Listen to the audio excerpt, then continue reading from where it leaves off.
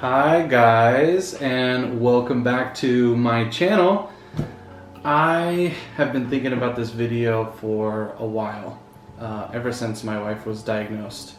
And I told her, I remember, I want to make a video or write something down of kind of the steps to follow when your spouse or a loved one or a friend is diagnosed with a chronic illness or cancer, in my case.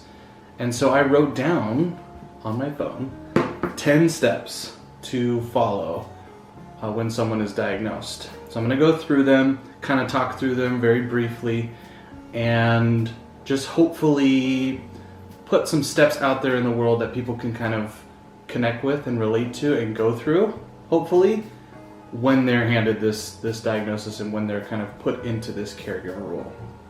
All right, so here are the 10 steps to follow when a loved one is diagnosed. Number one is comfort them. So it seems easy and it seems like, of course, you're gonna love that person and hug that person and hold them. But when someone's diagnosed with cancer, in my case, or a chronic illness, all you can think about is the fear that goes along with it.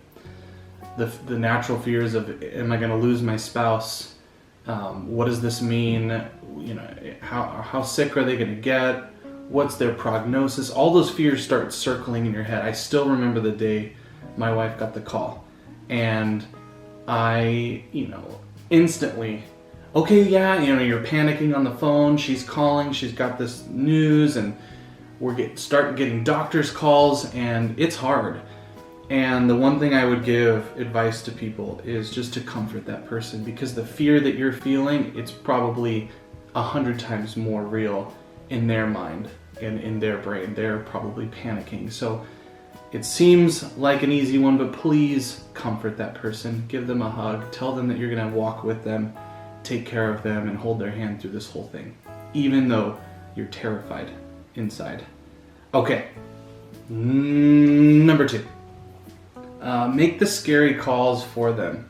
What do I mean by that? So as soon as you get the diagnosis, you're gonna start having to make calls. Doctors, scans, scheduling, insurance, appointments. And for my wife, she was very like, please make these calls for me. Please plan this out, because I'm just trying to gather my thoughts, and it's really tough. And you may have someone who is gonna already start making calls, and you're sitting there going, wow, they are already making the calls. But if you could take any of the load off of them, take any of the brunt from them, it can really help out in the long run, because it gets very taxing and time consuming. So make those scary calls, plan some appointments, write them down, and make their life a little bit easier. Number three, ask for help. Don't be afraid to call for help. So this was a hard one for me and my wife. We're very independent and do things, and we've always been ones to take care of each other and solve all of our problems as best as we can. But don't be afraid to call and ask for help. Call your family, call friends, and just say, hey, I may need help. Whether that's like with us, we had 2 young kids, so childcare, or you just need help with meals or cleaning, or help with just figuring out the whole insurance aspect of cancer. I reached out to a lot of people when my wife was diagnosed, and it really helped. So one thing I would just say is call and ask for help, and be open to all the help that you are hopefully offered, because it really makes things easier.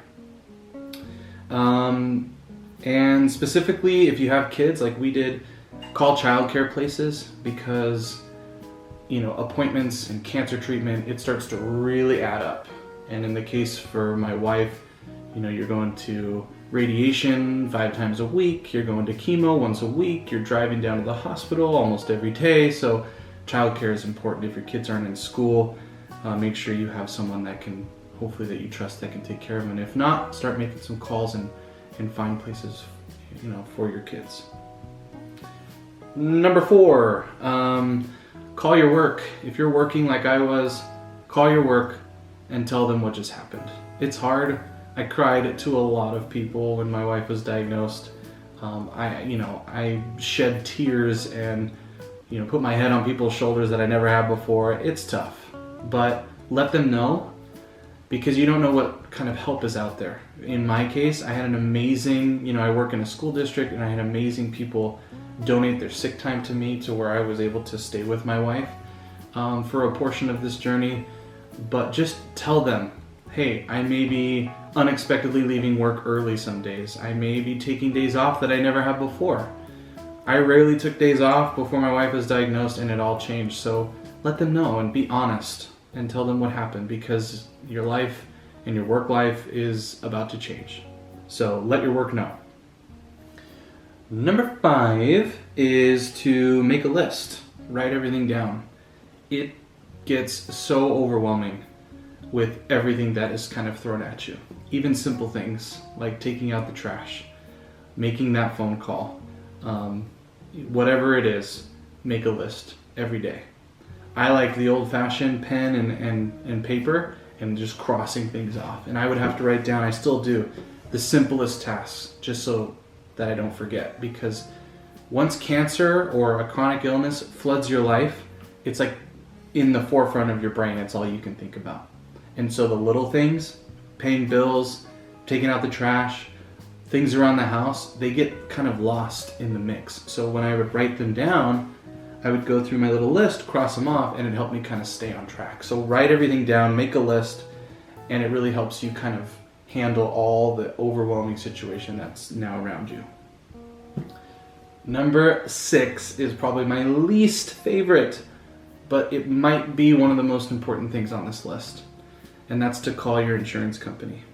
Oh, I still have nightmares about the beginning of my wife's journey and calling an insurance company daily, sometimes 5, 6, 7 times a day, trying to figure out some of the things that I never had to kind of worry about until my wife was diagnosed. What's our out-of-pocket maximum? What's our deductible? What's in-network and out-of-network mean? What's a preferred provider?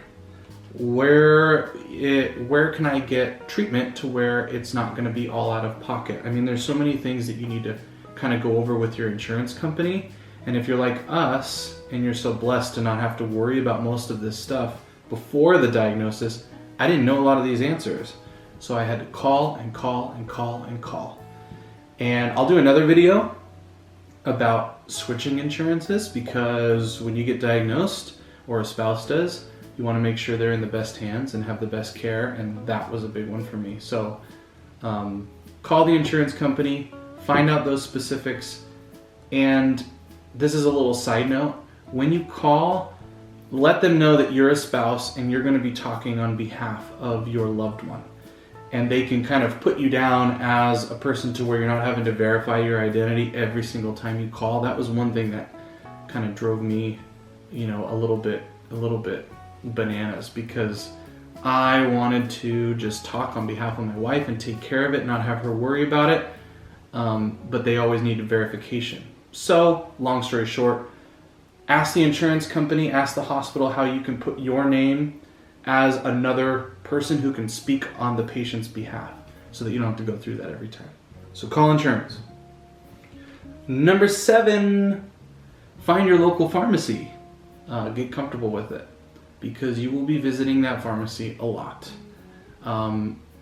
We never went to the pharmacy before this. We were, blessed to have pretty good health, and I didn't know how all of it worked. And now, I would suggest downloading the pharmacy app, because that's where I do all of my wife's refills. That's where I ask for new medications. That's where I check the status of her medications, and there is a long list.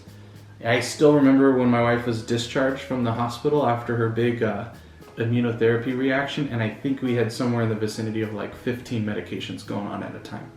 So it's really important to find a pharmacy that's close to you, because you're constantly driving there and picking up medications. Download the app if they have it and get comfortable using it, because it can really, really come in handy when you need those medications.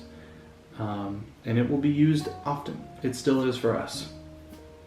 Number 8 would be avoid looking at the statistics of your spouse's or your friends or your loved ones' cancer prognosis or chronic illness. Don't do it. I have learned, and I have heard from many medical professionals that, naturally with statistics, they take from the past, put it in, and make an average. And that's how you get these statistics of survivorship and how many years someone with that diagnosis might live or might make it. And I've learned that it's all baloney. Don't look at it. Most of the statistics are outdated. There are new treatments for cancers every single day, literally every day. When my wife started her journey, there was basically nothing FDA approved for her gene mutation. And now I think there's somewhere like 3 or 4, and she's on a clinical trial for it now. So don't go Googling statistics for that person's cancer or that person's chronic illness, because I'll tell you, they're not good. They're usually not good. And I can tell you from firsthand experience that those statistics don't match up. I know a 14-year cancer survivor, lung cancer survivor, stage 4. Based on statistics, that person shouldn't be here. So I really encourage people it's going to be really tempting to go onto Google, type in the stage, type in the cancer, and see some statistics that usually aren't very comforting. Avoid it. Don't look at it. It doesn't help anything. Just support that person and go forward day to day, and don't worry about those statistics because they're outdated anyway. All right. Number 9. This one is really important for me. Find a therapist. So find someone you can talk to. Find someone that you can kind of express all of your worries and your fears and your anxieties to. Even today, and when, from the time I started dating my wife, she's always kind of been my therapist, and I think I have been for her, where we just talk about everything. But it's nice to get a different perspective, and it's also nice to share some of those worries and fears that you may have that you don't feel always as comfortable sharing with that person. Sometimes you just need to say it to someone else and say, here are all my fears, what do I do with them? So therapy is so important for mental health. I know for me, I try to stay as positive as possible, and it gets a little overwhelming to hold some of those fears and anxieties in, and therapy has been great to kind of let those out. And it gives you healthy coping strategies for when you're feeling at your lowest. And so therapy is important, and you kind of learn to just ride the wave of cancer or chronic illness because it doesn't go anywhere. So you got to learn to ride that wave and learn to just keep fighting. So find a therapist. All right, last on my list, 10. Google the cancer. So this kind of almost goes against what I said before. Don't Google statistics, but Google the cancer. So for my wife, it was stage 4, or when we found out it was stage 3, non-small cell lung cancer. So to the average person, that doesn't mean a lot, but to us, we found out that non-small cell meant something. We found out that a gene mutation meant something. We found out that lung cancer means something. So Google the cancer, find out more about it, find out some treatment options for it. What are they recommending for treatment? Are there trials out there for it? Are there specific testing, genetic testing they can do for that cancer to find out if there's a targeted therapy for that cancer?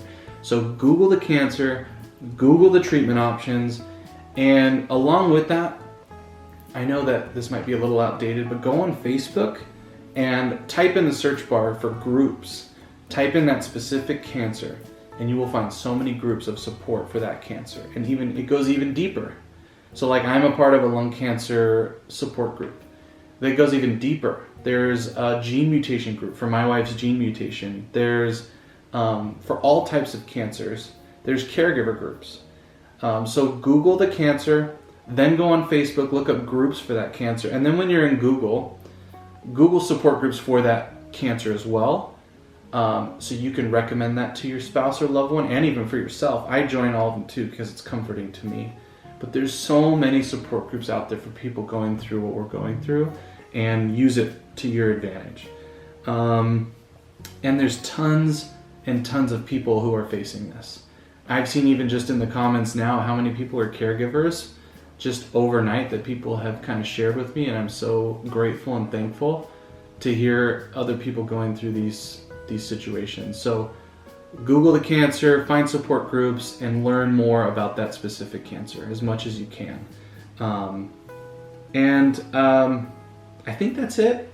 Oh, I do have an honorable mention, one that is kind of difficult. If you can, find or ask for a second opinion. And what I mean by that is when you get the diagnosis at whatever institute you're at or hospital you're at, don't be afraid to go and ask for a second opinion. The reason why I am a little hesitant to say it is because in my support group, people have shared with me that it's a lot easier said than done to get a second opinion because of the time and the money and the effort that it takes to go get a second opinion. So when you get diagnosed, it's important to hopefully have another doctor or another specialist look at your scans, look at your biopsy results, look at your staging, and have them confirm it or add to it or take away from it with their own expertise. So a lot of times, second opinion, I think all the time, 100% of the time, you're usually paying out of pocket. So I know we did, but we couldn't have done it without the support from family and friends, because we actually had family members start a GoFundMe for us, and that GoFundMe has literally saved us, especially at the beginning when we hadn't switched insurances yet, and we wanted to go get a second opinion from where my wife is at now, at her amazing cancer institute. And I'm so glad we did, because the first opinion was very, here you go, here's your diagnosis, good luck. And then when we went here, it was very, we're gonna do everything in our power to treat you, to heal you, to take care of you, to support you, to walk with you. And it was just a whole different feeling for my wife and I. And I'll never regret getting that second opinion. It's the best thing we ever did. So if you don't have the financial means, ask for help. And if you can't do that, I always recommend starting a GoFundMe and not being afraid to just ask people for help, because we did, and it has literally saved us. So get a second opinion, have another set of eyes look at your diagnosis, and make sure that everything lines up. So those are the 10 steps to follow when a spouse or loved one is diagnosed. And please keep in mind that I am not a professional, I am just a husband. And these are just things that I have found to be extremely helpful and useful during this cancer battle and as a caregiver. So again, I would like to do more fun videos, not just videos like this. So be on the lookout for this week. I think we're gonna go to my favorite place on the planet, and I'll try to vlog a little bit. Hopefully I hold the camera the right direction, but be on the lookout for that. And again, thank you guys so much for coming over to this channel, subscribing, and for already commenting. I read through so many comments last night and this morning, and it made me feel so good knowing that there's people out there who have already been supporting my wife and are now supporting me on this end.